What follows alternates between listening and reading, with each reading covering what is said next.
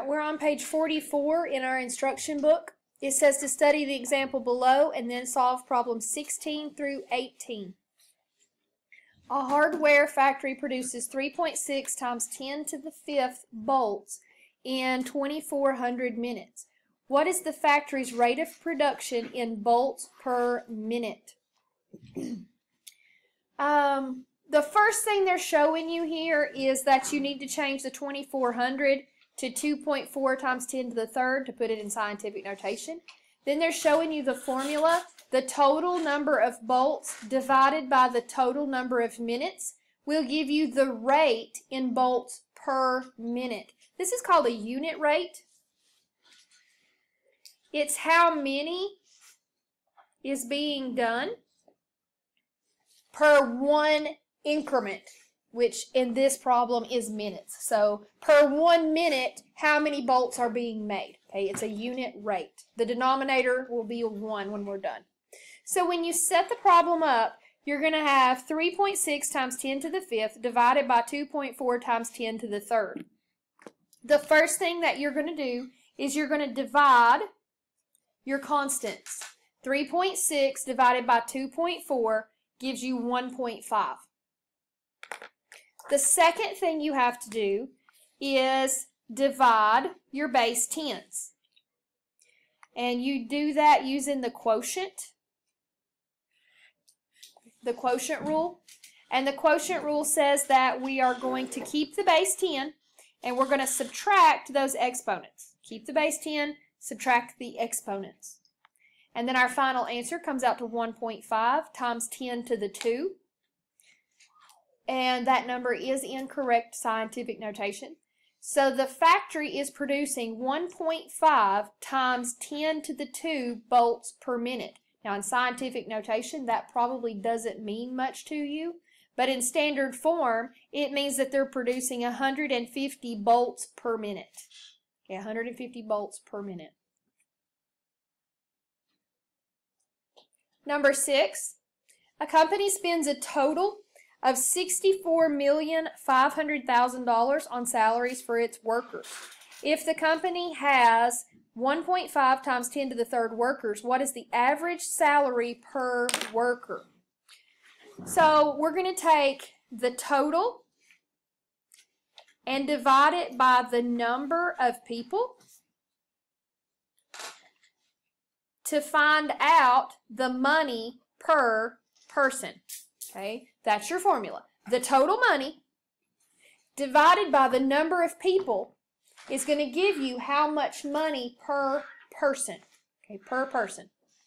Anytime you see that word per, you're going to be dealing with either multiplication or division, depending on how the problem is worded. So the total amount of money is $64.5 million. Now, our number of workers is in scientific notation, so we need to put the money in scientific notation as well.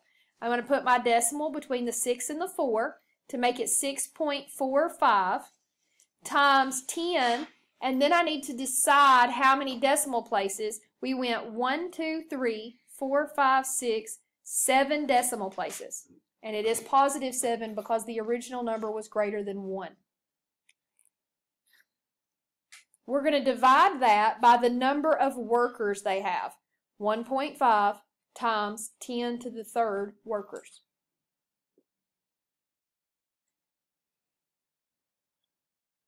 Now when we divide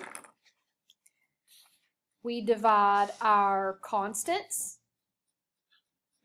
6.45 divided by 1.5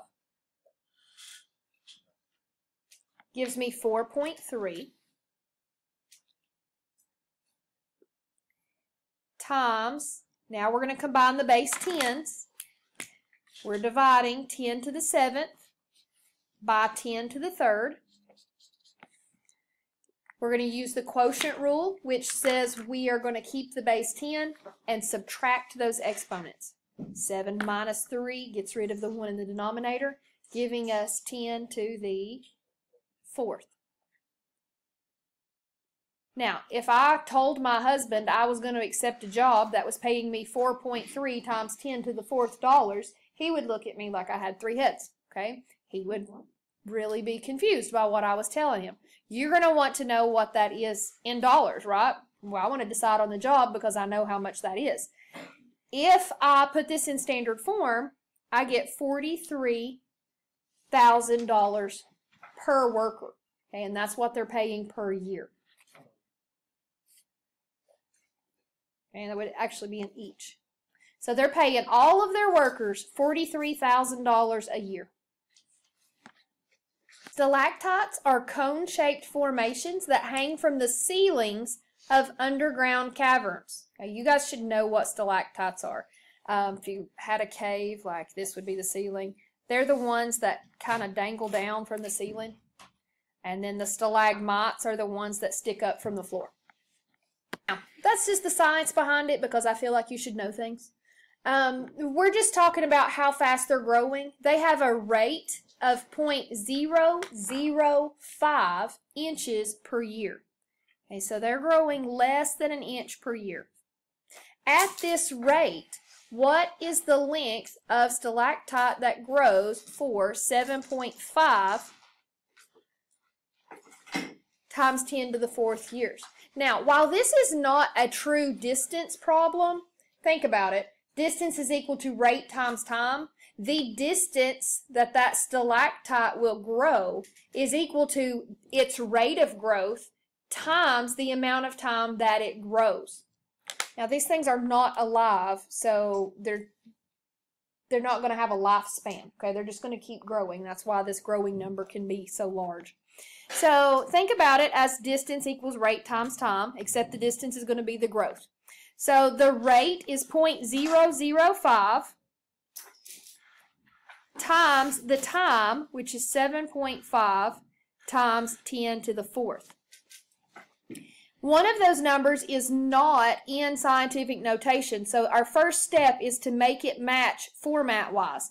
I need this to be in scientific notation. I'm going to move my decimal so that it becomes 5. Now, that number is less than 1, so I know my exponent will be negative, and it's 1, 2, 3 decimal places.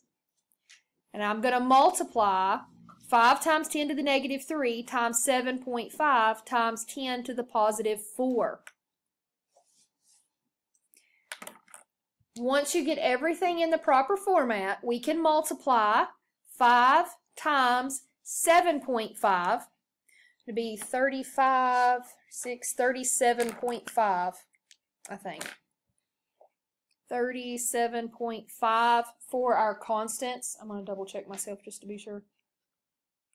Yeah, 37.5 times, we also have to combine our base 10s. We keep the base 10, and we are going to add those exponents because this is the product rule. So negative 3 plus 4 is going to be positive 1. If I wanted to think about that in standard form, that would be 1 decimal place bigger, so it would be 375 inches.